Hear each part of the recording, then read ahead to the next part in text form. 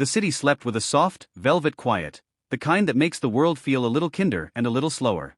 In a high-rise office that gleamed like a glass lighthouse, Ella sat alone at her desk, the city's light stretching out beneath her as if the sky itself had poured a silver thread across the world.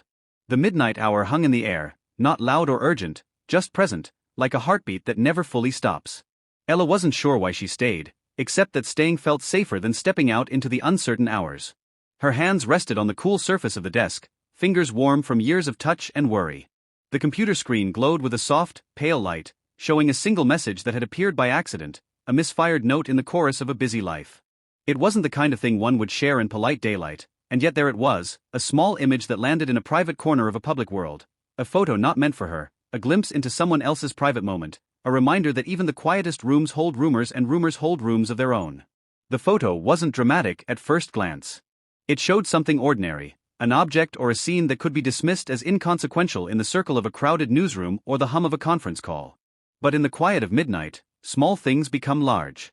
The image carried with it a sense of vulnerability, a shade of something that felt almost like confession, of risk, of overstep, of a boundary that hadn't been clearly marked or maybe had been marked and overlooked.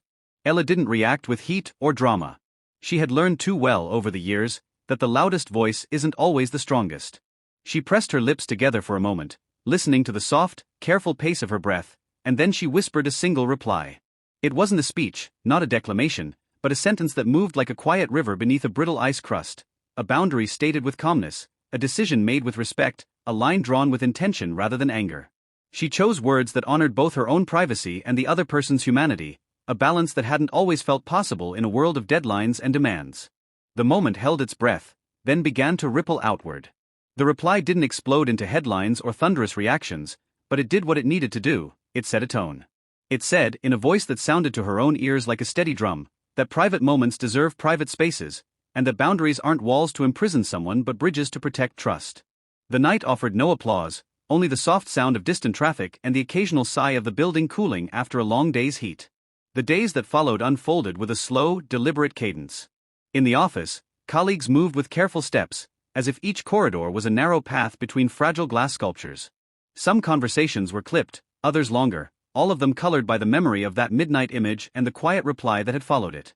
There were misunderstandings, of course, words misread, intentions misaligned, egos nudged into a corner and then told to step back. Yet embedded in the friction was a slow, stubborn thread of truth, that people are more than their titles, more than the chill of a formal email, more than the mistakes they might make in the margin of a single moment. Ella's own job began to feel like a puzzle with missing pieces. The management chain, the expectations, the metrics that measured success in numbers and notes, all pressed in on her with their familiar gravity.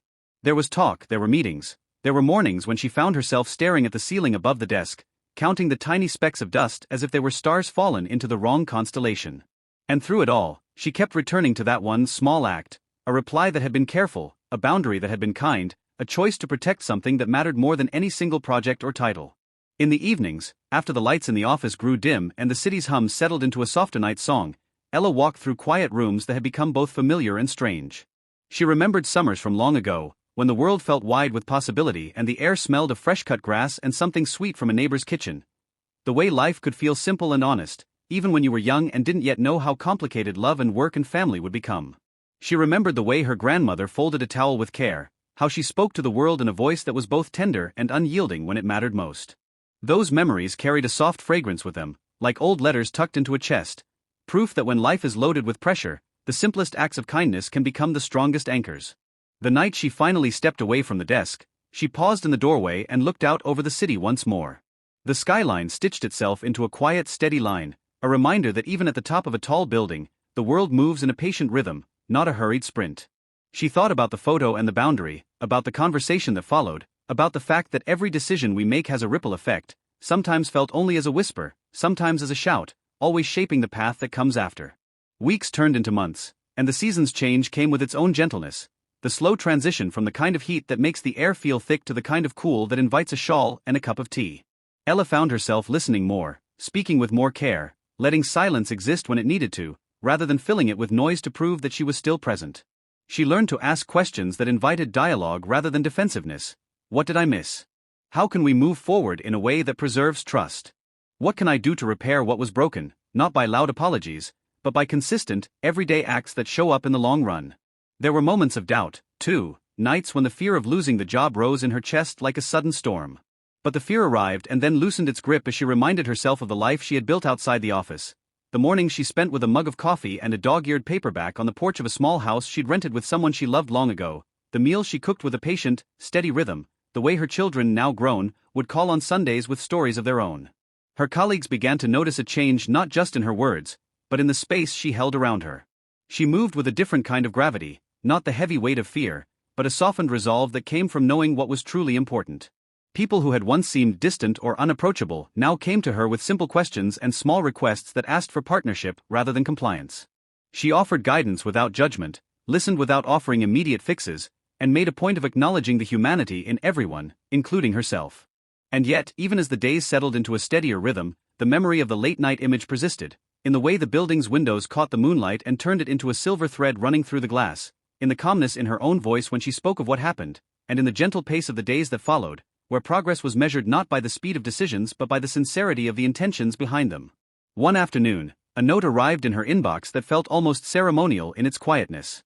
It wasn't a decree or a rebuke, it was an invitation to participate in a new approach, a project designed to foster a healthier work culture, to encourage teams to talk through difficult moments with honesty, to respect the boundaries that keep people safe while still driving growth. It didn't erase the past, but it reframed it, turning a chapter of fear into a chapter of possibility. It was a reminder that what happens at the edge of night can influence what happens at the start of day, if you choose to let it.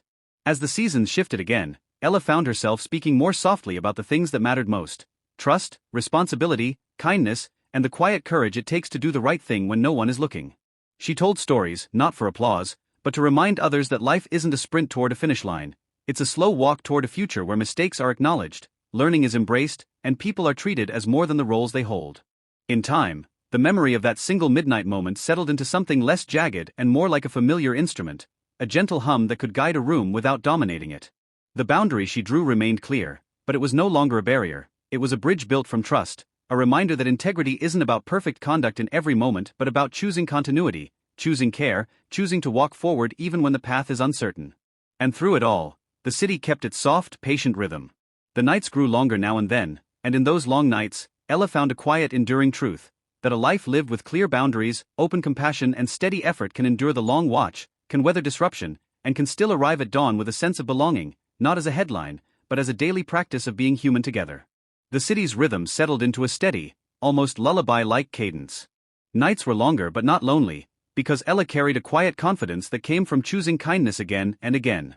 She learned to listen for the soft sounds of understanding, the soft exhale from a coworker when a boundary was respectfully set, the small nod of someone who finally felt safe enough to share a real worry, a true fear, or a hopeful idea. Weeks turned into months, and with them, a subtle shift inside the office.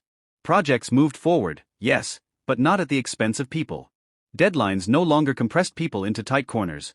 They became shared targets guarded by a culture that valued honesty as much as achievement.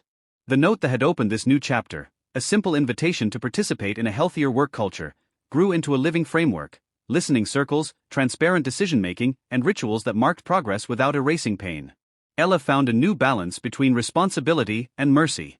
There were days when the old impulse to control everything tugged at her sleeve, but she learned to tilt toward dialogue, to invite rather than demand, to acknowledge when she was wrong and repair the rift with a steady, patient hand.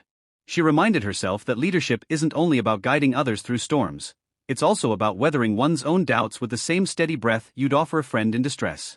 Her relationships deepened in unexpected ways. A junior colleague, who had once kept quiet for fear of saying the wrong thing, began to speak up with thoughtful questions and ideas. A longtime confidant who had watched from the sidelines now stepped forward to share responsibilities, easing the weight on Ella's shoulders.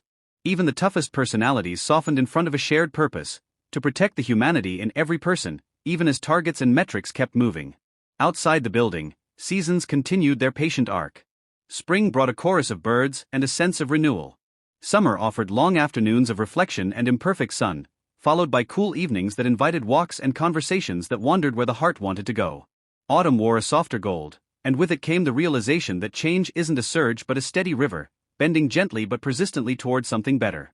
Winter returned, not as a threat, but as a test, an opportunity to demonstrate that the habits formed in darkness can illuminate the coldest days. In the end, the midnight image, the careful reply, and the slow, steadfast work that followed became more than a story about a job or a moment of vulnerability. They became a doctrine of living well: set boundaries with care, lead with listening, act with consistency, and nurture the quiet strength that grows when you choose to carry compassion through every hallway, every meeting, and every decision. And when the year turned once more, Ella stood on the balcony of the same glass office, the city stretched out beneath her like a familiar quilt. The light of dawn touched the skyline, painting it with a soft pink promise. She breathed in the cool air and felt the truth settle into her bones: that a life built on trust, patience, and small, deliberate acts of kindness can endure long after the headlines fade, returning again and again to the simple, unspoken conviction that we are all doing the best we can, and that best is enough when it's used to lift others up. If you'd like any tweaks, shorter, longer, or with specific nostalgic details, tell me and I'll tailor it further.